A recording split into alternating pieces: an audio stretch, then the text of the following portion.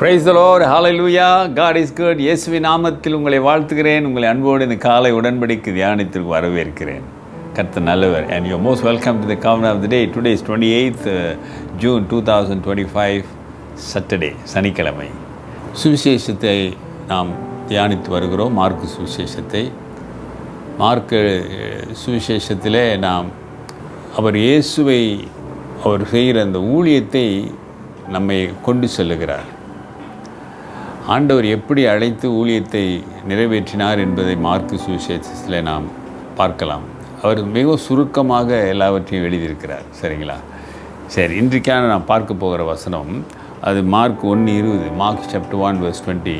என் பின்னே வா, உங்களை மனிதர்களை பிடிக்கிறல் ஆக்குவேன் என்று சொல்லி அழைப்பு கொடுத்த உடனே என்ன நடக்கிறது என்று பார்ப்போம். And immediately he called them, and they left their father Zebedee and in the boat with the hired servants and went after him. உடனே அவர்களையும் அழைத்தார். அப்பொழுது அவர்கள் தங்கள் தகப்பனாகிய செபதியுவின் கூலி ஆட்களோடு படவிலை விட்டு அவருக்கு பின் சென்றார்கள். அருமையானவர்களே, கூப்பிட்ட உடனே போகிறதுன்றது ஒரு நம்ப முடியல தானே. ஒருத்தர் கூப்பிட்ற என் பின்னால் வானா எல்லாத்தையும் விட்டுட்டு போக முடியுங்களா? அது ஆச்சரியமான ஒரு இது. ஆண்டவருடைய அந்த அழைப்பில் அவர் அழைப்பை கொடுத்த உடனே அதை தடுக்க முடியவில்லை, தவிர்க்கவும் முடியவில்லை. காரணம் என்ன நினைக்கிறீங்க? இயேசுடைய பேச்சிலே, இயேசுடைய அழைப்பிலே ஒரு வல்லமை இருந்திருக்க வேண்டும். இல்லாட்டி அறிமுகம் இல்லாத அல்லது ஒன்றுமே தெரியாத ஒரு பின்னால் போக முடியாத. ஆண்டவருடைய அந்த வார்த்தையிலே, அந்த அழைப்பிலே ஒரு வல்லமை இருந்தது. சரி, எல்லாத்தையும் விட்டுட்டு போகிறாங்க. குடும்பம், தகப்பனை விட்டுட்டு போகிறாங்க. தகப்பன் படகுல இருந்துட்டு இப்போ நீ தொடர்ந்து எதாவது மீனை பிடிங்கன்னு சொல்லிட்டு அவன் இறங்கி அவங்க இயேசு பின்னால் போகிறாங்க சீஷர்கள். அருமையானவர்களே, சாதாரணமான மீன் பிடிக்கிறவர்களை தான் கர்த்தர் தெரிந்து கொண்டார். அதற்காக படித்தவர்களை தேர்ந்தெடுக்கவில்லை என்று சொல்ல முடியாது. மத்தேயு இஸ் அ டெக்ஸ்ட் கலெக்டர், படித்தவர் தான். அதனால தான் மத்தேயு சுவிசேஷம் எழுதினார். Is well educated man. ஆமாம் தானுங்களே. சரி, இப்போ மார்க்கு ஆண்டவர் அழைப்பு கொடுக்குறாரு. அந்த அழைப்பை ஏற்று அவங்க பின்னால் வராங்க. இயேசு மீன் பிடித்தவர்களை அழைத்தார் ஊழியத்திற்கு. அவருக்காக என்ன செய்ய போகிறார்கள் என்று அவருக்கு தெரியும். அருமையான சகோதரனே, சகோதரியே, நீ இன்றைக்குள்ள நிலையை பார்க்கிறாய், இன்றைக்குள்ள உன் வாழ்க்கையை பார்க்கிறாய். ஆனால் நாளை, அடுத்த வருடம், 10 ஆண்டுகளுக்கு பிறகு, 50 ஆண்டுகளுக்கு பிறகு நீ உயிரோடு இருப்பாயானால் உன்னுடைய வாழ்க்கை அல்லது நீ என்ன செய்வாய் என்று கர்த்தருக்கு தெரியும்.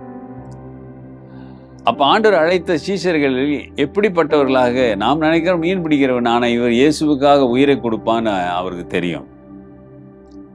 அதனால தான் நாம் அடிக்கடி வேதத்தில் அந்த வார்த்தையை நாம் பார்க்கிறோம். மனிதன் உருவத்தை பார்க்கிறான், ஆண்டவரோ உள்ளத்தை பார்க்கிறார். பேதுருவை மறுதளித்தான். ஆமா, சீஷர்கள்லாம் ஓடி போனார்கள். மனிதர்களுக்குள்ள இயற்கையான பலகீனம் ஆண்டவருக்கு தெரியும். அதற்காக அவர் வெறுத்து ஒதுக்கி தள்ளிவிடவில்லை. நம்ம தானே, பிரைஸ் தி லார்ட். அவர் இப்பொழுதும் நம்முடைய பலத்தை பார்க்கிறவர். ஏன்னா அவருடைய பிள்ளைகள் நாம தானே. சாத்தான் எப்பொழுதும் நம்முடைய பலகீனத்தை பார்த்து கொண்டிருப்பான்.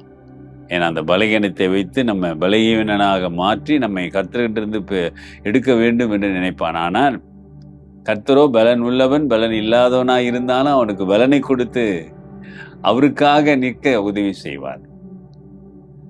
நீ எப்படிப்பட்ட சூழ்நிலை இருந்தாலும் கர்த்தர் உன்னை அழைக்கிறார். அழைத்தவர் ஒரு நாளும் கைவிட மாட்டார். அல்லேலூயா. ஒப்பு கொடுங்க. கர்த்தருடைய அழைப்பை பெரிதா ஏற்றுக்கொண்டு ஒப்பு கொடுத்தா கர்த்தர் பெரிய காரியங்கள் வாழ்க்கையில செய்வார். உங்களுடைய சிந்தனை, உங்களுடைய பார்வை, உங்களுடைய நோக்கத்தை ஆண்டவருக்கு ஒப்பு கொடுங்க. அவர் சீர்திருத்துவார். ஜெபிப்போம். நல்ல ஆண்டவரே, இந்த கால வேளைக்காக நன்றி. நீர் அழைத்தவர் உண்மையுள்ளவர். ஆண்டவரே, உடைய அழைப்பை நாங்கள் பெற்றுக்கொள்வதற்கு அந்த கிருபை எங்களுக்கு தரும்படியாய் நாங்கள் ஜெபிக்கிறோம். உடைய அழைப்பிலே ஒரு வல்லமை இருக்கிறது, ஒரு உண்மை இருக்கிறது, ஒரு திட்டம் இருக்கிறது என்பதை உணர்ந்து ஒப்பு கொடுக்க உதவி செய்யுங்க. இன்றைக்கு ஒப்பு கொடுக்கிற பிள்ளைகளோடு நீங்கள் தங்கி கிருபையாய் அவர்களை வழி நடத்துங்க. துதிகான மகிமை உண்டாகட்டும். இயேசுவின் நாமத்தில் பிதாவே, ஆமென். நமது ஆண்டவராகிய இயேசுவினுடைய கிருபை, பிதாவின் அன்பு, பரிசுத்தாவின் ஐக்கியம் உங்களோடு உங்களை ஆசீர்வதித்து காப்பதாக.